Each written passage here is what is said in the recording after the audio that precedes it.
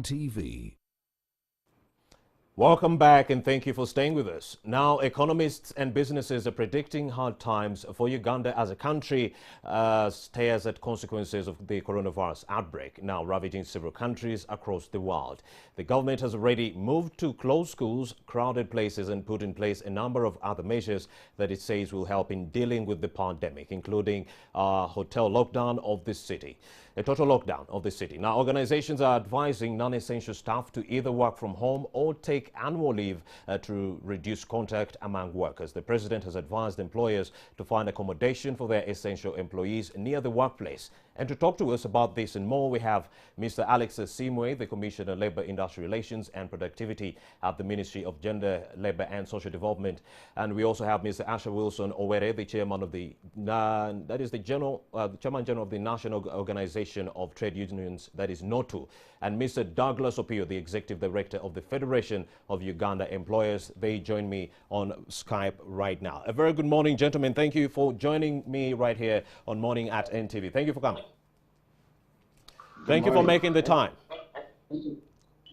How are you coping with the COVID times? Let me start with you, Mr. Opio, before we get into the nitty-gritties. It's a very challenging time for us, especially the employers, because the ability to operate has been heavily constrained. So it's a tough time. And Mr. Alex, how are you dealing with the whole situation? Mr. Asimo, sorry. Hello, good morning. Mr. Were. Yes. Yes, how are you grappling with the coronavirus? How are you holding up? The situation is worrying because most of the workers have lost jobs. In the aviation industry, all the aircrafts are packed. When you look at the informal sector, they are most hit, especially the transport sector. All other sectors, most of the workers are now at home. Some of their salaries have not been paid. Now there is total lockdown, and in this lockdown, it's the workers who are really affected. So we are really in a very, very terrible situation. Understood, Mr. Asha Wilson Owere on my left. That's also Douglas Opio. We also have Mr. Alex Asimi via phone. We haven't established a video feed. But I'm going to start with you, Mr. Opio. How can we stimulate the economy and labor demand through economic and policies to stabilize the country's economy? The first, of course, what we want is to keep people in employment. Yes. Now, the measures that we need to start with are measures that keep people at work. And one of such measures is the ability for the employer, for instance, to continue to pay employees. Now, if you look at NSSF, the approach they have taken recently quite good, giving employers relief for a period of time so that they are able to run their business, not normally, of course, but in a reasonable manner. The other constraint that employers have at the moment are the issue of the taxes. The pay as you earn, the VAT, if this does well or reduce, then the employers would have the ability to pay. And then, of course, government is one of the biggest takeouts of services of the private sector. So if the government could also pay the employers what is due to them for the services already rendered to the government, then their capacity would be boosted. And then, of course, if pay as you earn, for instance, would either be stayed for a period of time or reduced, then the employers would have money to operate. And then, of course, business interruption loans, because some employers basically don't have money at the moment to deal with this crisis. So if the government could provide some funds for them, that would enable them to work. Mr. Asha Wilson Owere, I'm sure you can hear me Yes. very well. Yes. Mr. Owere, you speak for the workers and you've always lobbied in their interest. What are you doing right now to protect their jobs as the union in whose efforts they have placed their trust? Actually, the first measure we did was, first of all, to meet as a tripartite. Tripartite means government, employers, and the workers. We came up with guidelines that will mitigate and try to protect workers during this time of COVID-19. But the biggest challenge that we have is that the process is quite a bit moving very fast. And you find that some have already fired people, and most of the workers are, especially industry, the workers are at home. Now, some factories have really closed, and there's a real problem that, because we had agreed that at least the month of March, the workers should be able to get a salary. But as we talk now, there's still a problem. There's still a problem in a way that the workers not yet got salary. Now there's this lockdown where the bank officials cannot go to the bank, they can't walk to the bank, and it's quite challenging in a way that the workers are seated at home, they don't have anything. Now this course is actually to include workers in that course, because most of the things the government is talking about are not addressing key issues of the workers. The workers are the most affected in this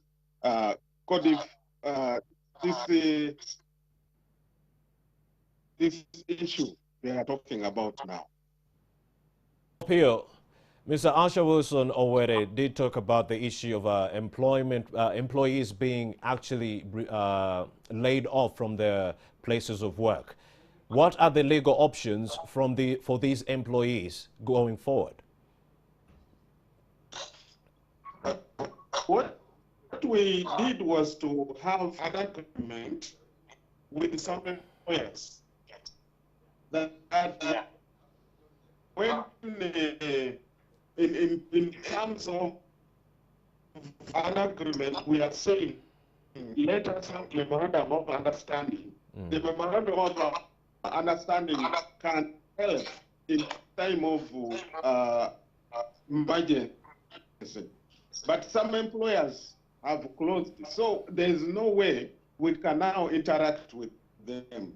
You cannot move, we can only communicate through phones, and yet this agreement we are supposed to and concrete and sign a memorandum of understanding. For example, those who have accumulated leave, so that they don't actually lose their job, but have that leave where they can be able to come back after this COVID-19. Now, we have a challenge of movement, a challenge of making sure that we see our workers how they are in.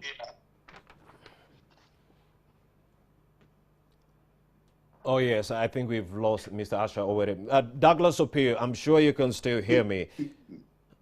Yes, I can hear you well. Yes, I understand many factories were actually laid off a few people. We need to do something about that. Okay, Mr. Asha Wilson Owere. Now, Douglas Opio, let's talk about employees for a while. Now, factories are laying off people. Yes. You have travel bans taking center stage, cancellation of public events. Have your members considered remote work before any of these redundancies? Can you just come again? There was a network interference, so I didn't hear you well. Mr. Douglas, there's been a disruption in supply chains, closure of factories, travel bans and cancellation of public events. Have your members actually considered doing remote work before these redundancies?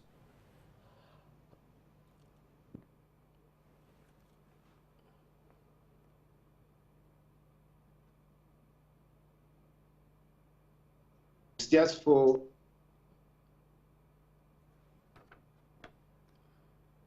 greater ways.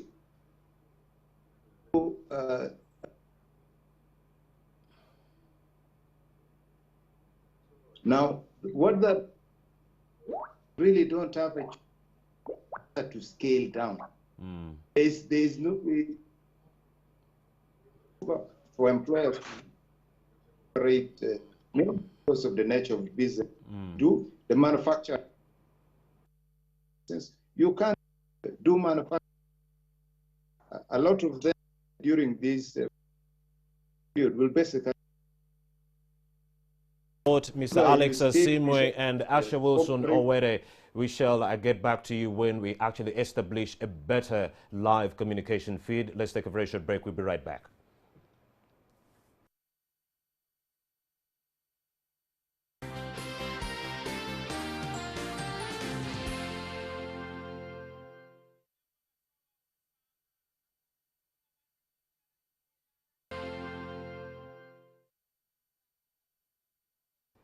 Welcome back and thank you for staying with us. Of course, we are still tracking the COVID-19 pandemic that has infected 857,000 people globally and killed 42,000 people globally still. In Uganda, we are talking about 44 confirmed cases, and we are still expounding on how best we can navigate this situation. I do have Mr. Asha Wilson Owere. He's the chairman, National Organization of Trade Unions. He's right here on my right. I also have Alex Simwe, the Commissioner of Labor, Industrial Relations and Productivity, Minister of Gender, Labor and Social Development, top right. I also have Mr. Douglas Opio. He's the Executive Director, Federation of Uganda Employers. He's at the bottom right there. Mr. Douglas, let me start with you. We couldn't establish a good communication feed, so we are going to take this back to the top. Mr. Opio, I'm going to start with you. How can we stimulate the economy and labor demand through economic and employment policies to stabilize economic activities in Uganda?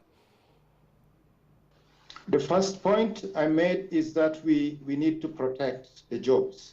Essentially, we need to keep the jobs going. So the initiatives that can allow us to keep the jobs going, first, we need to consider certain relief for employers.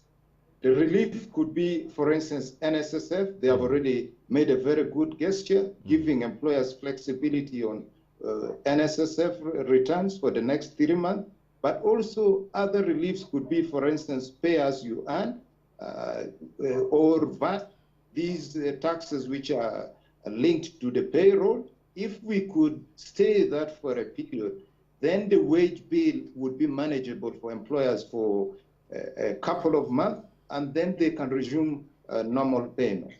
Then secondly, a lot of businesses operate on very limited budget, and quite a number of them have loans. So they will find it hard to operate during this time when a lot of losses have been made.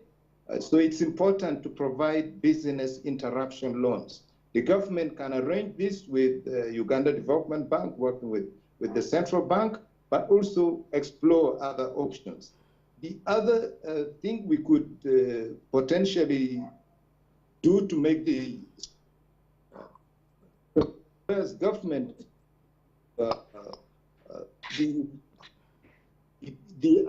the people who take services from the private sector. So if the government could pay for services they have, then that would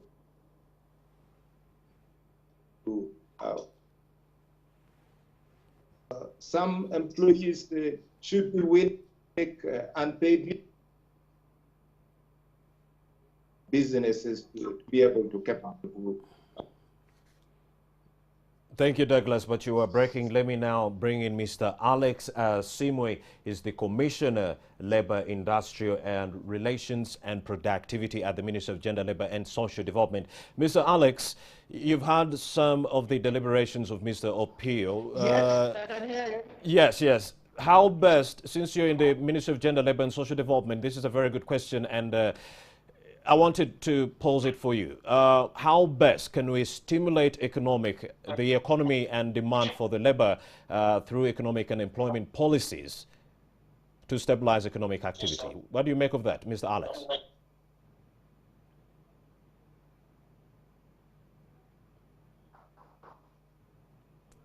Mr. Alex, nod if you can hear me. I think Mr. Alex can hear me. Let's get to Mr. Asha Wilson Owere. Mr. Wilson, can you hear me? I can hear. Yes. How best can we stimulate the economy and labor demand through economic and employment policies to stabilize the economic activity in Uganda? I had giving some actually position of employers and also was appreciating NSS. Now the side where we also want to see NSSF helping the workers, because when they can relax the bringing in the money, the savings. I need is, of late we were trying to ensure that the workers access the money that they are saving, a medium access. So now what we want from NSSF, and we are going through Parliament, already we are amending the Act. We would like to workers to access at least 20% of their savings. And that 20% can be done in the Parliament. And because is already ongoing. Now we want the Parliament to expedite that amendment so that this amendment can help workers actually access.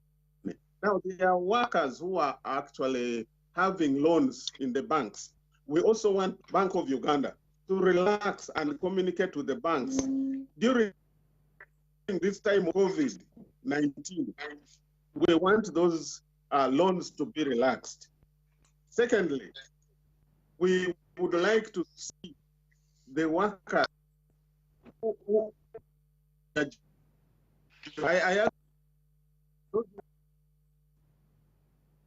Very much. With Asha Wilson Owere, we also have Alex Asimwe and Mr. Opio. Thank you very much for having made the time to speak to us.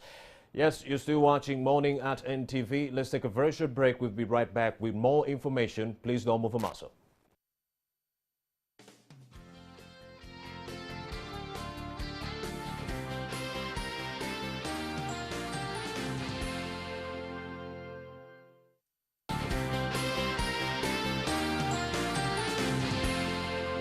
You're watching Morning at NTV. Welcome back and thank you for staying with us. Were you recently laid off because of the coronavirus pandemic?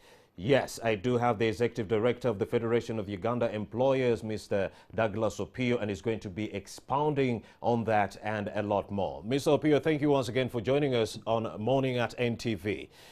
So you did mention a few aspects that we could employ to actually stimulate the economy and the labor demand, and you did talk about the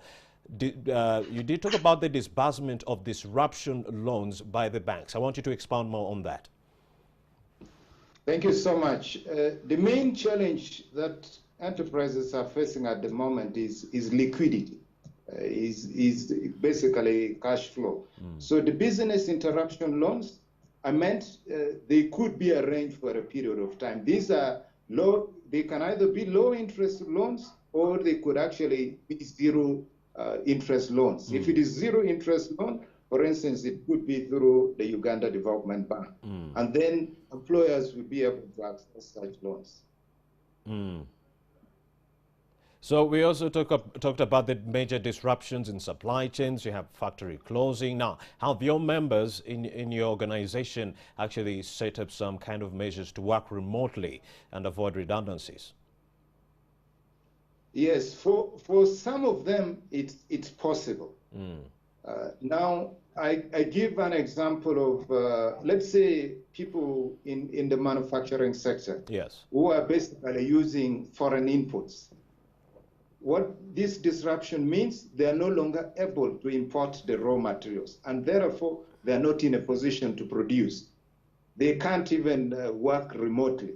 So for those, the operations will definitely be scaled down.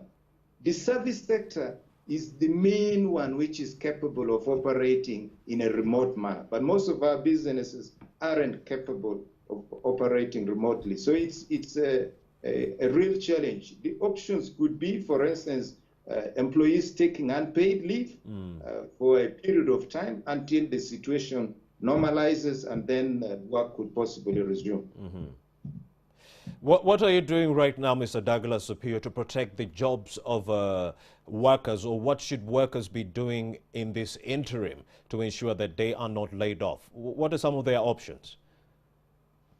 Right now, there are a few options which could be taken at the moment. One, it could be an option of taking your annual leave. You could go on leave initially. Then eventually, if your annual leave is complete, you could opt to go for unpaid leave. That way, you could sustain your employment and you could continue to work. But otherwise, it's not possible for some businesses just to continue to operate. The hotel sector, for instance, they are basically shut down. It's not possible for them to continue to pay while basically there is no money coming in. So what's next for these people who have been laid off? I mean, the hotel has shut down. I have no job. What would be the next course of action? I would say there are three basic options. One, you can be a creative employee and try to sit down and engage your employer after this crisis and try and propose how can our business continue to run. That's the first which any good employee should be looking forward to. How can we make our business work much better again? So that's the first option. Then secondly is to engage with the government. I've already explained that if the government could provide some loans or some grants to businesses, they could continue to operate. If also the government could pay for certain services they have already utilized, then these businesses could have some cash flow to be able to operate. Ms. Opio, what are Yes. the options of the employees that have recently been laid off without any memorandums of understanding being signed? Now, there is what is strictly a matter of the law. Yes. What are their legal options? That employment contracts cannot just be terminated without due consideration of processes. So we engage with the ministry responsible for labor, and a letter has been written to us. So detailing very clearly what the employers need to do during this time, especially when it concerns termination of employment. So first and foremost, employment can be terminated, but should be terminated rightfully. And then, secondly, for employees who have already lost their jobs, do not despair. There is still opportunity to get work elsewhere once the economy resumes. We can't guarantee when, but the opportunities are still there. And of course, your main focus is on the employers as the executive director of the Federations of Employers in Uganda. So how best can these companies or employers weather the storm being brought about by COVID-19 to ensure that they retain some of their staff and avoid redundancies? The first, of course, is to redefine roles. Because with this disruption, business cannot continue as previously it was. So you need to look at, given the reduced operation or current operation, is there a possibility that you could redeploy some of your employees in a new area? So that's one possibility employers need to explore. Rather than just terminate, explore possibility of redeploying these employees in another space. So that way you can continue to sustain the jobs. In your own opinion, what are some of the complaints you're receiving from different employers and companies with regards to COVID-19? What are some of those major challenges they are grappling with aside from aside from the workers? What other challenges are they grappling with? One main challenge they are grappling with is basically cash flow.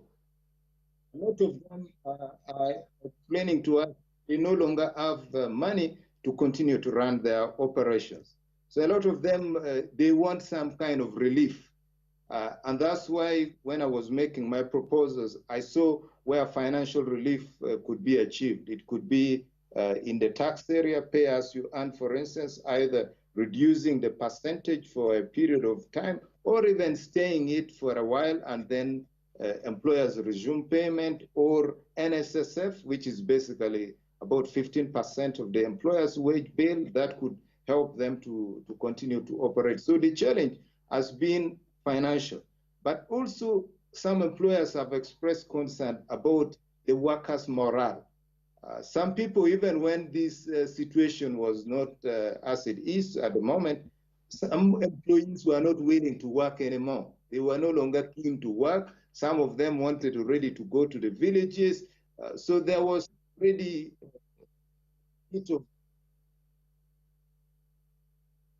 Have also waived, gave a 3 months waiver, and you did hint on that, but I want you to expand on that. The waiver that was given by NSSF to workers, to employers. Yes, the 3 months is actually not a waiver, but the employers are being given the option, should they wish, to negotiate with NSSF at enterprise level and then agree on a new payment plan. Essentially, they are supposed to file by the 15th day of the following month, but now they would have the liberty maybe to file after 2 months or even after 3 months. So it's not a waiver, but for you to delay the current NSSF pay. And these companies that are grappling financially, is there an option to request for a bailout from the central government? Yes, that's very much possible. It's the reason, for instance, why we have set up a bank like Uganda Development Bank. Uganda Development Bank is basically a bank meant to stimulate investment in the economy, local investment. So essentially meant to give loans to enterprises at low interest level. So that is possible. The other option, of course, are the commercial banks where reasonable rates could be negotiated and some guarantees offered by the central bank. Let's take a look at the worst case scenario, Mr. Opio, just in case the coronavirus pandemic stays with us for another 3 months and the lockdown is extended for another period of time to try to contain the same. Tell me how employers will be able to navigate that scenario, that void during that period. Unfortunately, the longer this crisis stays, the more difficult it becomes for employers. Because right now, they're utilizing some basic reserves that they have. But if it continues like this, I'm afraid to say some businesses will just close. Some have actually already closed. Some might find it difficult to recover from the crisis. So in the worst case scenario, businesses will have to close, so which is what we pray wouldn't reach at that level. In your opinion, what are some of the other avenues we could employ to arrest the situation and circumvent that problem from happening? Right now, to circumvent that problem, basically is how can we ensure that companies continue to operate. One is import substitution, for instance, that certain things which were being procured externally, if we start to procure them locally. Yesterday, I was quite happy with the president in his State of the Nation address. He was talking about these things. If we are able to start to produce certain things locally, then that means we are capable to sustain local businesses. We are capable to have things going, but also the government itself will need to invest in certain enterprises more deliberately, as opposed to previously leaving companies to run on their own. So it would need a lot more government involvement in business. Pio, expand more on that issue of import substitution. It's really important. Yes. Now, import substitution, for instance, at the moment, we are experiencing a crisis. Recently, just the sanitizers, we were not able to get them in the right quantities.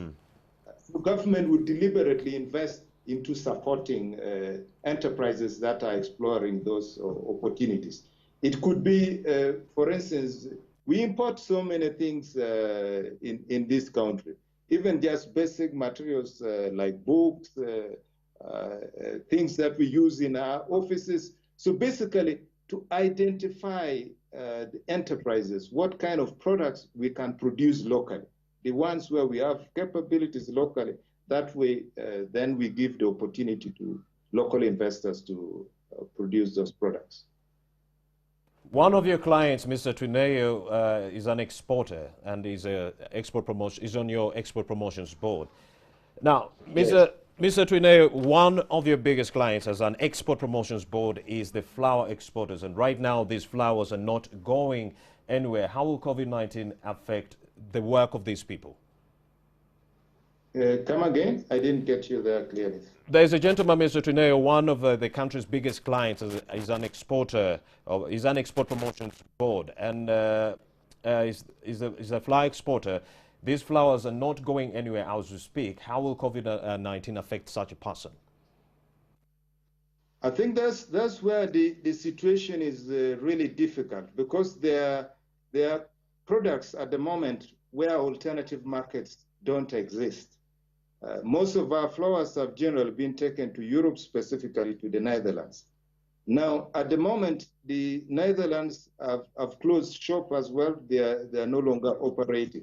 But also locally, we do not have markets for that. Even within the region, we do not have a market for flours. So I'm afraid unless the companies are bailed out, mainly through the loans I was talking about, it's impossible for them. Until the market stabilizes, then they can resume export. Neo has had your message. Now, global supply chains have been destabilized and Uganda has been no exception. How will our factories cope when they can't make repairs? The coping strategies will reach a point when even operations itself alone will be quite difficult for some of them. So we might have to go further into trying to see how do we help companies, even on electricity, for instance. How do we make the cost of energy cheaper for our manufacturers, the cost of water? How can we make the cost of some of these things a lot more cheaper? How can we look at issues of, for instance, corporation tax? What can we do? But we need to do that on a case-by-case basis, because we can't do it en masse. Can you gonna substitute the case of imports and instead we come up with more exports being taken out of Uganda? You know, at the moment, we are working on our industrialization agenda.